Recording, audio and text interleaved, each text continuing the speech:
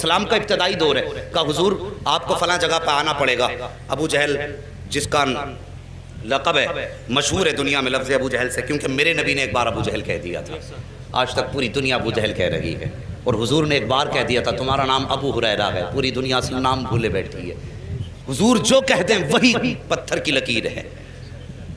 توجہ کیجئے، کہا ٹھیک ہے، لیکن جب یہ خبر ہوئی کہ حضور ابو جہل کے گھر جا رہے ہیں، اصل نام ابو جہل کا عمرو بن ہشام ہے، کہ عمرو بن ہشام کے گھر حضور جا رہے ہیں، باتیں ہونے لگی کہ دشمن کے گھر جا رہے ہیں، حضور کا دل تھوڑا رنجیدہ ہوا، یا اللہ مکے میں ایسی باتیں ہو رہی ہیں، فوراً رب کی جانب سے پیغام آیا، محبوب اداس کیوں ہوتا ہے، گھر اس کا ہے چرچا تو تیرا ہی کرا رہے ہیں، خرچ اس کا ہے چرچا تو تیرا ہی ہے نا، پریشان کیوں ہوتا ہے۔ اللہ اکبر۔ اب سرکار کو دعوت دے دی گئی، اب ابو جہل کی پلاننگ دیکھو، کہنے لگا سنو بھائی، میں نے یہ سنا جب وہ آتے ہیں تو تم اس کی عزت کے لیے کھڑے ہو جاتے ہو، آج وہ آئے نا تو کوئی کھڑا مت ہو جانا، اپنی جگہ سے مت اٹھ جانا، تاکہ انہیں لگے کہ ان کی اوقات کیا گئی، اسے معلوم نہ تھا آج پالا کس سے پڑ گیا ہے، یہ جانتا نہیں تھا آج کس سے پنگا لے رہا ہے، کہا اٹھنا مت تاکہ انہیں اپنی عزت کا پتہ چل جائے، لیکن یہ اپنی پلاننگ کر رہا تھا۔ ادھر رب نے فرمایا جبریل جی رب جلیل، کہا کیا کر رکھے ہو، کہا رب حکم فرما دے، کہا آج ابو جہل کے گھر میں پلاننگ ہو رہی ہے، محبوب آئے تو پھر کسی کو اٹھنا نہیں ہے، کہا جاؤ فرشتوں کی جماعت ساتھ لے کے چلے جاؤ، اور جتنے بیٹھے ہیں نا ابو جہل عتبہ شیبہ بڑے بڑے دشمن، سب کے پیچھے جا کے ایک ایک فرشتہ کھڑا کر دو، جیسے محبوب پہنچے اور جو اٹھنا نہ چاہے جبریل تیری ذمہ داری ہے کان پکڑ کے اس کو سیدھا کھڑا کر دے گا۔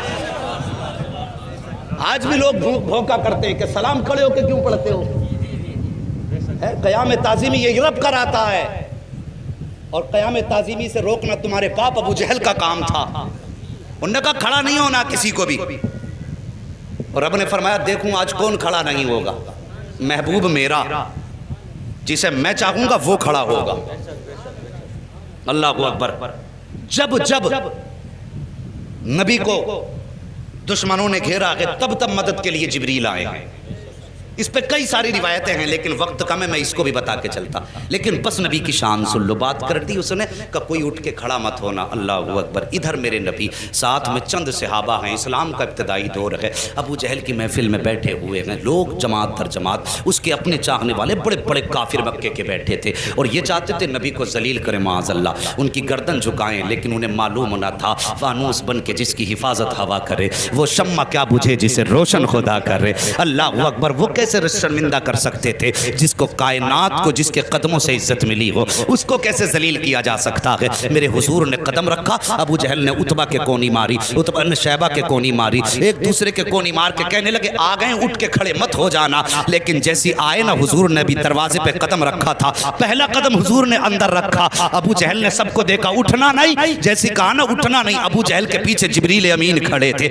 سب سے پہلے ابو جہل کا کان پکڑا اور سیدھا کھڑا کر دیا۔ جب ابو جہل کھڑا ہوا عتبہ خود کھڑا ہو گیا، شیبہ خود کھڑا ہو گیا، دشمن خود بخود کھڑے ہو گئے، جب سب کے سب کھڑے ہو گئے میرے حضور نے اندر قدم رکھا، آئے عزت سے اپنی جگہ پہ بیٹھے، اور بیٹھنے کے بعد پھر پوری جماعت پہ ایک نگاہ ڈالی، جب نگاہ ڈالی ایک دوسرے کو تک رہے تھے، عتبہ شیبہ سے کہہ رہا تھا یار کیوں کھڑا ہو گیا، شیبہ عتبہ سے کہہ رہا تھا تو کیوں کھڑا ہوا، سب مل کے چودھری ابو جہل سے کہہ رہے تھے تم کیوں کھڑے ہو گئے، وہ کہہ رہا تھا یار مجھے خود نہیں پتا چلا میں کیسے کھڑا ہو گیا ہوں۔ میرے حضور بیٹھے ہیں، اور بیٹھنے کے بعد پھر میرے آقا نے فرمایا تھا چھوڑ دے اس کے کان، اتنا کہا نہ دھڑام سے ابو جہل نیچے گرا، جیسے نیچے گرا حبیب یمنی کہتے او حبیب یمنی نے کہا تھا ابو جہل پتا چل گیا ہے کہ سچا کون ہے جھوٹا کون ہے، تیرے کھڑے ہونے نے بتا دیا ہے کہ جھوٹا تو ہے، سچا رب نے محبوب کو بنا کے بھیجا ہے۔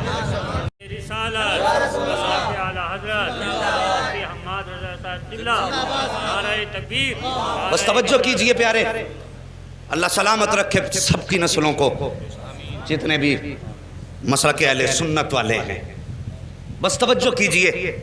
بیٹھ گئے، حبیب یمنی کہنے لگے مجھے اس نے بلایا ہے اور اس لیے بلایا ہے کہ سنا ہے آپ ایسی ایسی بات کرتے ہیں۔ میرے نبی نے فرمایا ہاں میں اللہ کا رسول ہوں، خدا ایک ہے، قولوا لا الہ الا اللہ تفلحوا انی رسول اللہ۔ ہاں میرے نبی نے فرمایا، حضرت حبیب یمنی ابھی ایمان نہیں لائے تھے، کہنے لگے اچھا اگر آپ نبی ہیں تو یہ تو میں بھی جانتا ہوں کہ نبی جادوگر کا جادو آسمان پہ نہیں چلتا ہے، صرف زمین پہ چلتا ہے۔ اس کا دعویٰ یہ کہ آپ جادوگر ہیں، میرے نبی کے بارے میں کہنے لگے کہ ابو جہل کا دعویٰ یہ کہ آپ جادوگر ہیں، لیکن میں یہ جانتا ہوں کہ جادوگر کا جادو زمین پہ چلتا، آسمان پہ نہیں، اور نبی وہ ہوتا ہے جو دل کے حال جانتا ہے۔ آج بد مذہب بدعقیدہ لوگ کہتے ہیں کہ حضور کو پیٹھ کے پیچھے کی خبر نہیں۔ حبیب یمنی ایمان لانے سے پہلے جانتے ہیں نبی وہ ہوتا ہے جو دل کی بات جانتا ہے، جو راز جانتا ہے، وہ نبی ہوتا ہے۔ یہ حبیب یمنی کہہ رہے ہیں، کہتے ہیں حضور اس لیے میرے 2 سوال ہیں، 2 سوال یاد رکھنا۔ حبیب یمنی کیا کہتے ہیں؟ میرے بولو سارے بولو، میرے 2 سوال ہیں، ایک سوال میں کروں گا جواب آپ کو دینا ہے، دوسرا سوال بھی آپ کریں گے جواب بھی آپ دیں گے۔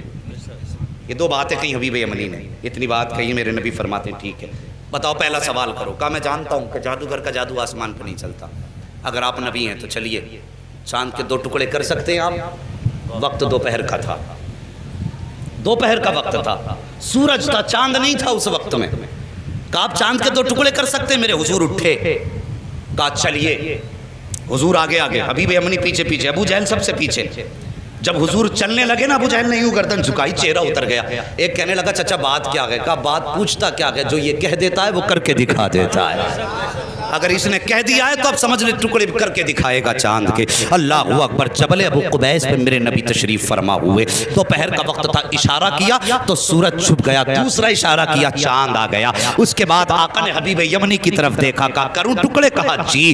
اتنا کہا میرے حضور نے انگشت نبوت اٹھائی اور یوں اشارہ کیا تو ایک ٹکڑا پورب میں تھا، دوسرا پچھم میں چلا گیا ہے، چاند 2 ٹکڑے ہو گیا۔ جب چاند 2 ٹکڑے ہوا، آپ فرماتے ہیں اب بتا کیا رائے ہے، انہیں جوڑنا ہے یا قیامت تک کے لیے ایسے ہی چھوڑنا ہے؟ اللہ اکبر۔ حبیب یمنی نے کہا تھا اب جوڑ بھی دیجئے، یوں میرے نبی نے اشارہ کیا، چاند جڑ گیا۔ اب اس کے بعد حبیب یمنی کہتے حضور میں تو مان گیا ہوں آپ اللہ کے نبی ہیں، لیکن اب اس کی تسلی کے لیے اب آپ میرے دوسرے سوال کا جواب دیں۔ میرے نبی فرماتے سن، یمن میں تیری ایک بیٹی ہے جو مفلوج ہے، جس کی آنکھوں سے بھی نظر نہیں آتا ہے، کانوں سے سنائی نہیں دیتا ہے، زبان سے گونگی ہے، ہاتھ پیر سے اپاہج ہے، اور تو یہ چاہتا ہے اللہ اس کو شفا عطا فرما دے۔ اتنا سننا تھا، قدموں پہ گرے حبیب یمنی مصطفیٰ کے، کہتے آقا دیر نہ کیجئے، ہاتھ بڑھائیے، کلمہ پڑھائیے، میں مان گیا ہوں، پہچان گیا ہوں یہ جھوٹے ہیں آپ سچے ہیں۔ میرے نبی نے کلمہ پڑھایا۔ حبیب یمنی جب رخصت ہونے لگے، حضور فرماتے ہیں جا، ہم نے تیری بیٹی کو بھی شفا عطا فرما دی ہے۔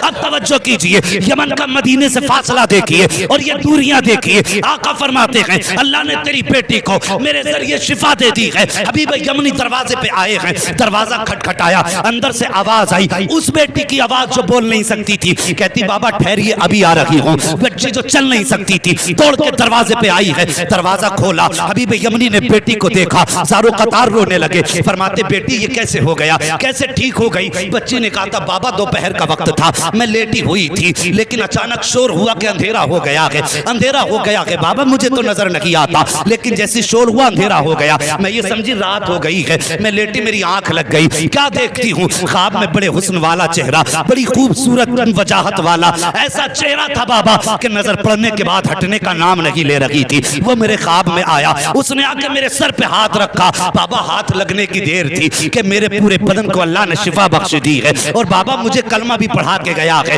اللہ اکبر۔ اتنا سنا، بیٹے کے سر پہ ہاتھ رکھ کے حبیب یمنی روئے اور کہتے بیٹی میں بڑے نصیب والا ہوں، جس کی تو بات کر رہی ہے میں اسے دیکھ کے بھی آیا ہوں، اس کے ہاتھ میں ہاتھ دے کے بھی آیا ہوں، اور اس کے شہر میں کلمہ پڑھ کے آیا ہوں۔ تب بیٹی نے رو کے کہا تھا بابا نصیب والے آپ نہیں ہو، بلکہ آپ سے زیادہ نصیب والی میں ہوں۔ کہا بیٹی کس لیے؟ کہا آپ جا کے اس کے شہر میں گئے ہو، تب کلمہ پڑھا ہے، میں کتنے نصیب والی ہوں کہ وہ میرے گھر آ کے مجھے کلمہ پڑھا کے گیا ہے۔